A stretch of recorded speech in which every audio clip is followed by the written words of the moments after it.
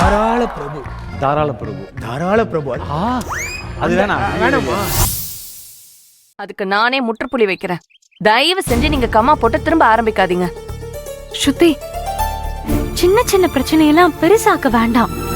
அவனை உனக்கு எவ்வளவு பிடிக்கும்னு எனக்கு தெரியும். சரிதான். ஆனா இப்ப நான் எவ்வளவு வெறுக்கிறேன்னு நீங்க தெரிஞ்சுக்கோங்க. அவனை எந்த அளவுக்கு லவ் பண்ணணும் அதை விட 100 மடங்கு அவனை வெறுக்கிறேன் இப்போ. ஸ்ருதி, இப்படிலாம் சொல்லாத ப்ளீஸ். உண்மையான லவ் தோத்து போயிடக்கூடாது. என்ன பிரச்சனை வந்தாலும் நான் பாத்துக்கிறேன். அண்ணி, பிரச்சனையே வேண்டான்னு சொல்றேன். பிரச்சனையாகி என்ன வாழ்க்கை நீ வாழ போறோம்? அப்படி வாழ்ந்தா நல்லா இருக்காது.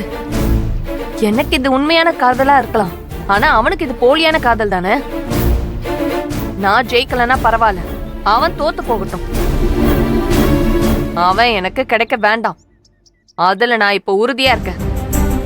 ஏன் முடிவுல இருந்து நான் வெளியில வர மாட்டேன்.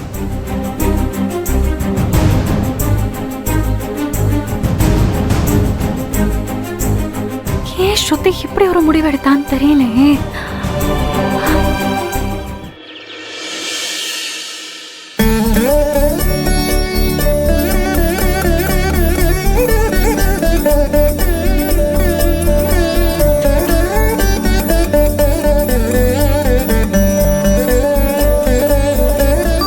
மீனாட்சியம்மா, இன்னைக்கு உங்களுக்கு திருக்கல்யாணம். அதே மாதிரி என் வீட்லயே நல்ல விஷயம் நடக்கணும். ஏன்னா என் குடும்பத்திலயும் அடுத்தடுத்து பிரச்சனையா வந்துகிட்டு இருக்கு. அதை சரி பண்ணி கொடுக்க மாட்டியா?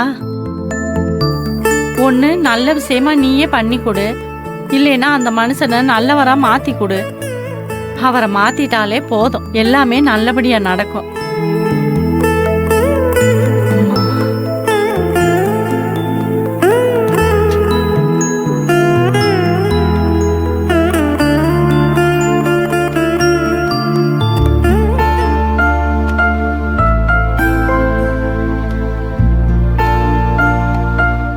சின்னமனே, அப்பா, பத்திரிக்கையில மஞ்சள் குங்குமம் வச்சுட்டு சம்மந்தி வீட்டுக்கு ஒரு 500 பத்திரிக்கை கொடுத்து விட்டுரு.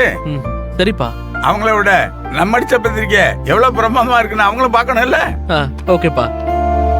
பெரியவனே, நானும் சக்தியும் கல்யாண வேலையெல்லாம் பாத்துக்கிறேன்ப்பா. மத்த கணக்கு வழக்கெல்லாம் நீ கவனிச்சுக்க. சரிப்பா.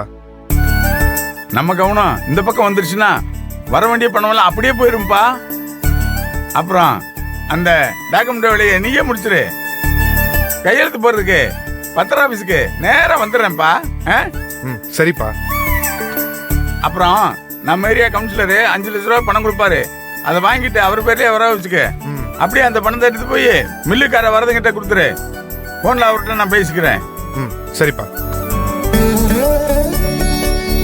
என்னங்க, கும்பிட்டுக்கங்க.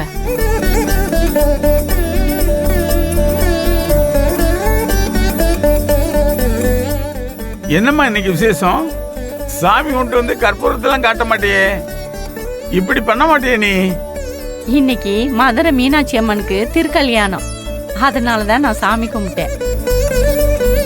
நீங்களும் நம்ம பிள்ளைங்களும் நல்லா இருக்கணும், நம்ம வீட்டுல நடக்கிற விசேஷம் தடையில்லாம நடக்கணும்னு வேண்டிக்கிட்டேன். மதுரை மீனாட்சி அம்மன் திருக்கல்யாணத்துக்கு நீ வீட்டுல சிறப்பா வழிபாடு பண்றியா? கும்பிடு கும்பிடு, தப்பு இல்ல. எப்படி இருந்தாலும் பொம்பளைகளுக்கு புருஷன் தான் சாமி. முதல்ல இந்த சிவசாமியை நல்லா வச்சுக்கிட்டா நீ எந்த சாமியும் கும்பிட வேண்டியதில்ல. அது மட்டும் இல்ல, நீ மீனாட்சி அம்மனை மட்டும் கும்பிட்டுட்டு அப்படியே விட்டுறாத. அந்த சாமியை கும்பிட்டுட்டு தினமும் இந்த சாமியை கும்பிடு, சரியா? ஏன்னா நான் தான் உனக்கு நேர்ல காட்சி கொடுத்து என்னென்ன வேணுமோ அதெல்லாம் செய்யறேன், புரியுதா? சின்னவனே, அப்பா, உங்க அம்மா எதை நினைச்சு வேண்டியிருப்பா தெரியுமா? வேற என்னப்பா வேண்ட போறாங்க? கல்யாணம் நல்லபடியா நடக்க கூடாதுன்னு வேண்டியிருப்பாங்க. அப்பா, அவங்களுக்கு மகனை விட மகதான்ப்பா முக்கியம். இல்ல சின்னவனே, உங்க அம்மாவுக்கு அந்த அளவுக்கு தைரியமெல்லாம் வரல, அந்த அளவுக்கு யோசிக்கவும் தெரியாது. அப்பப்ப அந்த உதவக்கர மேல இருக்க பாசத்துல மூஞ்ச தூக்கி வச்சுக்குவா, அவ்வளவுதான் அவளோட வீரமே. அதை தாண்டி போகவும் தெரியாது, யோசிக்கவும் வராது. போறோம்